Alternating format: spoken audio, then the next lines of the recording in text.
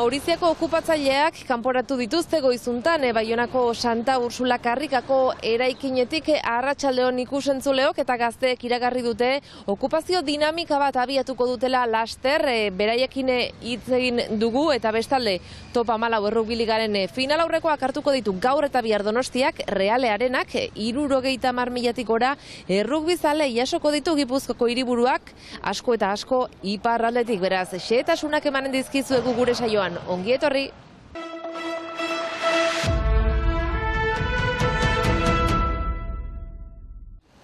Baionako Maurizia etxe okupatua ustu du Frantziako poliziak. Goizeko 6 aldera polizia Santa Ursula Karrikan kokatua den eraikineko atea hautsi eta bertan zeuden gazteak kanporatu ditu. Ginakien zerbait gertatzen zela, errikeko etxak abisatu induen gutxi gora bera. Egiazki erran gabe, baina ulertaraziz zigun gertatuko zela. Eta gertatu da azkenan. Operazioak giro lasaian iraganda. Gazteek iragarri zuten bezala bortizkeriarik ez zutelako erabiliko kanporatze momentuan. Ongi guk baginekien ezin ginoela aurre egin aiei indarrez, eta beraz atera gira sintxoki, utzi gaituzte gure pusken ateratzen, eta guk atzo erran ginoena bezala, gure bojoka ez da erresistentzia egiten txakurrekin, baina horako etxe bizitzak erakusten badirela. Gaztek iragarri dutenez Maurizia etxetik kanporatuak izan badira ere, okupazio dinamika bat hasiko dute laster. Urrengo hilabeteetan irekiko dugu zait berriz eta jesago izanen zaigu, eta gainera denek ez ginuen ohiturarik okupazioetan egoteko eta beraz bai pres gira formatuak, hola erraiten alba da, eta pausatuko gira pixka bat eta hemendik gutxira hastapena baizik ez da. Maurizia kolektibuko kideek elkarretaratze bat antolatu dute gaur bertan arratsaldeko 6 Baionako herriko etxearen aintzinean.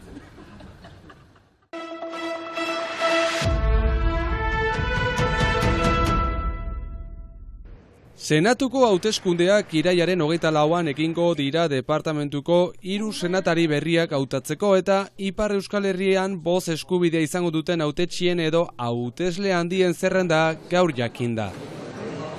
Hauteskundetarako 3 hilabete geratzen badira ere, jada hasi dira hautsak arrotzen datozen 6 urteetan senatua nor eseriko den jakiteko.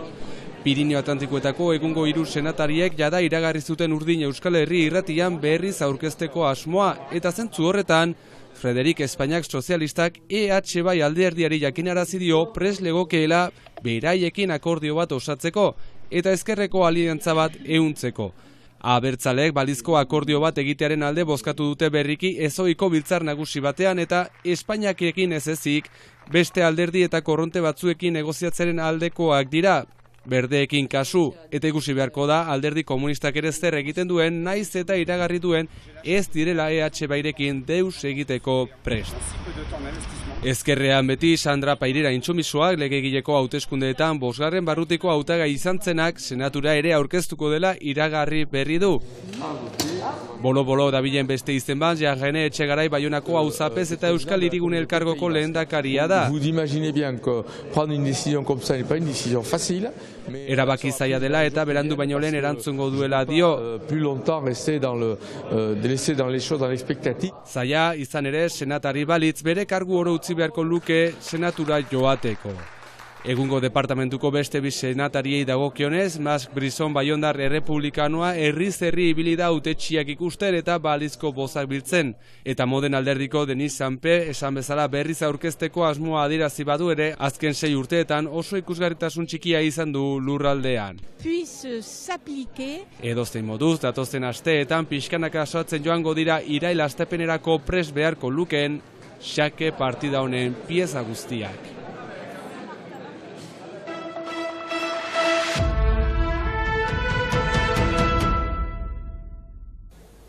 Gauntan ekainaren 9 eta 10 larunbatean Donostiak Frantziako Top 14 Errugbi Ligako finalerdiak hartuko ditu Realearenan.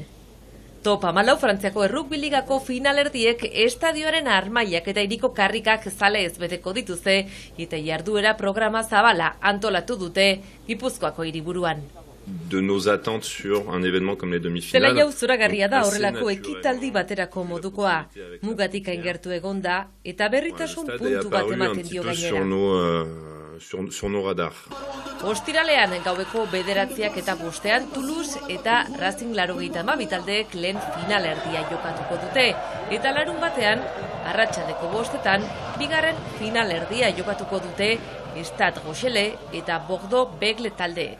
Pays Basque Nord. Ipar Euskal Herrian oso ohituta gaude horrelako ekitaldietara Hego Euskal Herrian ezainbeste partekatu dezagun errandute. Errugbiaren inguruko beste handi honetarako gomendioen artean, hainbat aparkaleku jarri dituzte Hernaniko Akarregi poligonoan eta Galar eta Frontoinean besteak beste, lanzaderak egonen dira 20 minuturo. Eta bestalde, Euskotren topo geltokien inguruan ere aparkatzeko guneak izanen dira.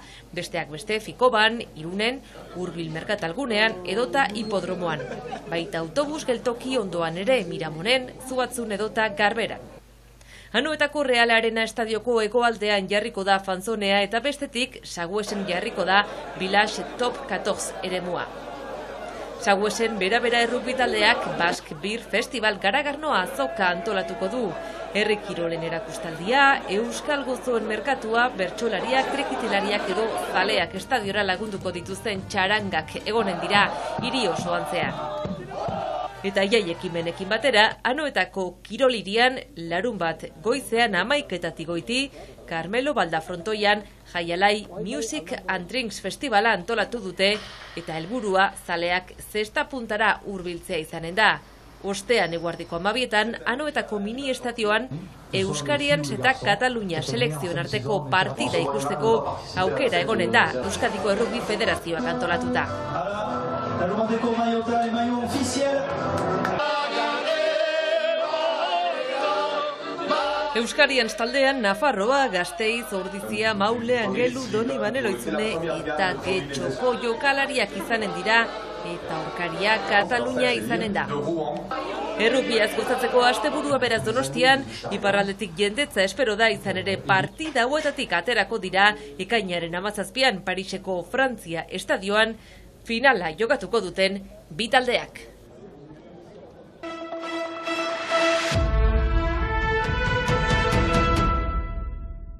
Ikus-entzuleok ostirala da eta beraz asteburuko planak proposatuko dizkizuegu eta bertsoekin hasiko gara, kasu hontan Lapurdiko bertsolariak Gipuzkoan horeretan, ez da?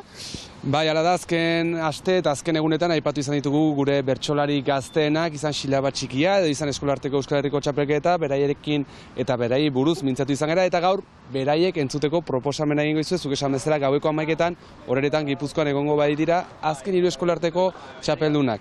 Argitza tabernan izango da hori, izan Aira Izpurua 2021 eta aurtengo eskolarteko txapelduna, Iratal Kantaria 2019ko txapelduna eta Irantzu Idoate iazko txapelduna izango bai dira kantari eta laukotea osatuz June Aiestaran Beasaindarra izango dugu, Goierritarra, hau Gipuzkoako eskolarteko txapeldun izan dena.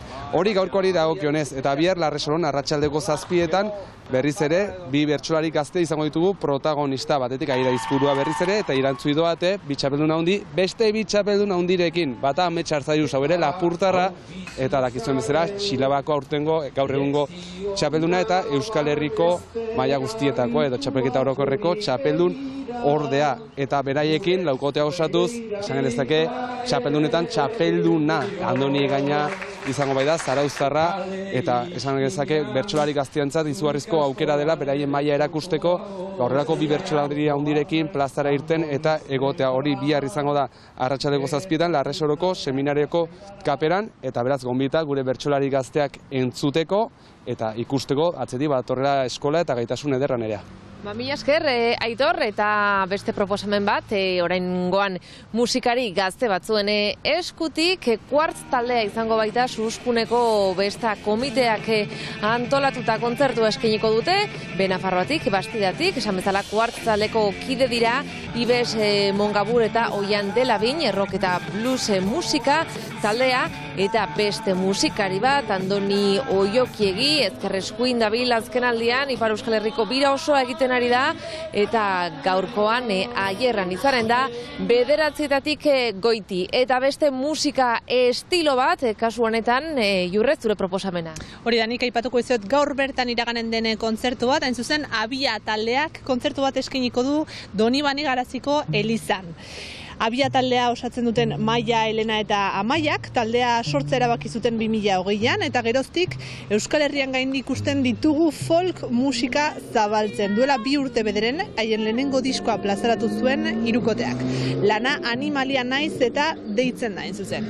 Eta jakizue, gaur bertan kontzertua ikusten alko ez duen horrentzat, ekainaren 22an ere Otsaizeko poterian, Goikoetxea poterian egongo direla. Mila esker Jure, eta ikusentzuleok musika zoragarri honekin amaituko dugu gaurko saioa, igandean itzuliko gara astekariarekin, bitartean izan untxa!